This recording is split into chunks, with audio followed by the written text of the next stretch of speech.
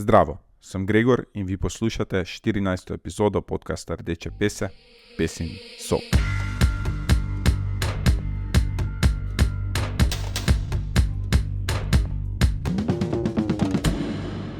Mineva leto dni od pričetka najnovejšega izraelskega genocida nad Palestinkami in Palestinci. V njem je bilo pobitih vsaj 42.500 ljudi. V Gazi na dnevni ravni pod okupatorskimi bombami, raketami in streli mrtvih obleži povprečno 115 Palestink in Palestincev. Praktično vsaka prebivalka in prebivalec Gaze je bil prisiljen zapustiti svoj dom. V tem delu Palestine je uničenih ali poškodovanih kar 93% vseh šol. Zaradi nenehnih napadov na komunalno infrastrukturo se vse bolj širijo nevarne, nalezljive bolezni. Izrael stopnjuje svojo agresijo tudi na Zahodnem bregu, kjer okupacijski vojaki in oboroženi naseljenci vdirajo palestinske hiše in naselja, izvajajo teror nad tamkajšnjim prebivalstvom in pospešujejo politiko etničnega čiščenja ter kolonizacije, ki jo Izrael izvaja od svoje ustanovitve naprej. Z nedavnimi terorističnimi napadi in kopensko invazijo na Libanon Izrael zgolj nadaljuje sledenje svojim ekspanzionističnim ciljem. Pri vsem tem uživa podporo kolektivnega Zahoda pod vodstvom Združenih držav Amerike. Orožje še naprej prihaja v izraelske luke in letališča, še naprej apartheidovska država ni podvržena nobeni obliki mednarodnih pravnih, ekonomskih ali političnih sankcij. V tokratnem pesnem soku smo se odločili, da o stanju v Palestini leto dni po začetku zadnjega v vrsti izraelskih genocidov povprašamo običajne ljudi. Odpravili smo se na Mariborske ulice. Ljudi smo povprašali tudi o vzrokih za današnje stanje in o tem, kaj lahko stori Slovenija in vsak izmed nas, delovnih ljudi, za zaustavitev genocida in etničnega čiščenja ter vzpostavitev miru. Prisluhnimo njihovim odgovorom. Mineva leto dni od začetka nove izraelske invazije v Gazi. Kakšno je vaše stališče do dogajanja v Palestini? Da se ustavi, ker druge možnosti ne vem, za mir neki ni. Ja. Pa najbolj žalostno je to, da utemeljujejo s tem, da se je pred njihovimi predniki pred 80 leti ali koliko skoraj izvajal genocid. Ne, 80 v bistvu, ne 40, 20, ja. Tako da največja svinjarija pa je, da noben nič ne reče. Zato nič kaj ni novega. Se to že ne vem koliko leta, pač to, vojne, to levo, desno, gor, tako da to je samo nekaj novega, novi oder na svetovni sceni. To je moje mnenje, tako da ne vem, zdaj po Palestini bo prišlo nekaj drugega, verjetno. Ja. Da, ne vem, če se bo sploh kaj s tem naredilo, tudi tako z Ukrajino, pač to je svetovna politika. Kaos. Težko najdeš prave besede, zdaj poleg vseh teh naravnih katastrof, še te vojne umetne, ki ne bi bile potrebne. Žal mi je ljudi, ki niso vojaki, pa umirajo. Ja. In tega je vse preveč, nažalost.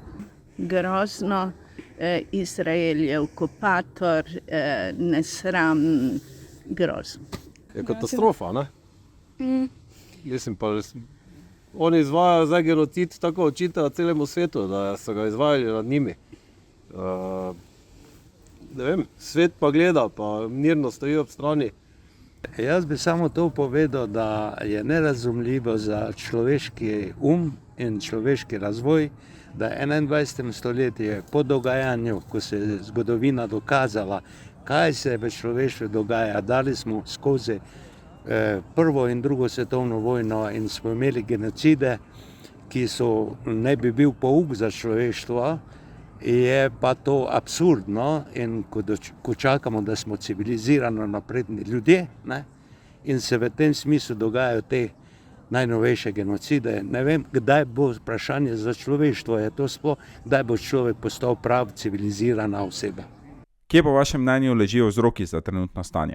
Se vse skupaj je res pričelo 7. oktobra lani ali obstajajo vzroki, ki segajo čas pred tem? Verjetno se je kuhalo že kar nekaj let, ker to je verjetno v ozadju politika, saj za vsako vojno je v ozadju politika, pa ekonomija oziroma zaslužkarji z orožjem, In to je najslabše verjetno.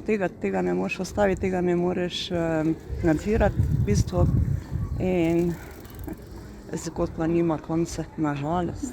Jaz mislim, da je denar problem in da bi se morda, ne vem, novo orožje prihaja, ko pogledam na YouTube posnetke, dajmo še to, no, pač nekaj se mora sprobati pa staro porabiti, pač žal je tako. Kdo pa potem nasrka? Kdo je glavni? Ne vem, navadni ljudje.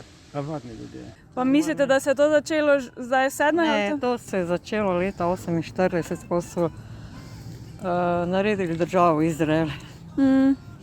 To se dogaja, odkar so se tja preselili praktično, ne? Tako da desetletja. Začelo se je, ko so jim vzeli državo. Takrat se je začelo vse skupaj konflikt, ne? Samo zdaj se pozabila na to vse skupaj, kljub vsem resolucijam, ki so bile sprejete v preteklosti. Ves svet podpira zaradi tega, kar se je Židom res zgodilo. Gledajo pa stran po drugi strani, pa pozabljajo na to, kar za njim delajo, ne? Oni pa jim ves čas jih blokirajo v vseh. Vse ne morejo normalno živeti ljudje. Kaj pa mislite, se je to začelo 7. oktobra lani? Ali? To je zgodovinsko že od 47. leta, od ustanovitve države. Slovenija je poleti formalno priznala Palestino kot samostojno državo. Bi morala storiti več, kaj bi še lahko storila? Kako lahko k miru in zaustavitvi genocida in sistemskega apartheida prispevamo mi, običajni delovni ljudje v Sloveniji in drugih okoliških državah? Jaz mislim, da ja. Samo mene osebno moti, recimo, kako EU lahko prizna Kosovo, pa ne more priznati nekaj drugega. Meni, če se ljudje zdaj gremo, hočemo samostojni biti, te pa podpremo to vsi. Ne more zdaj, če je Barcelona, če oni hočejo mest poslati, zakaj pa to ne bi podprli vsi? Zakaj se podpirajo samo ta mesta, ki, ne vem, pojem meni, da bi, če delamo že tako, pa dajmo delati enako za vse. Če pa podpremo Kosovo, podpremo še Tibet, pa podpremo vse. Zdaj, če je tam Kitajska, pa ne moreš nič, če je tam kriv, če Rusija ne moreš nič, ne gre se, mislim, ni to človeško tako.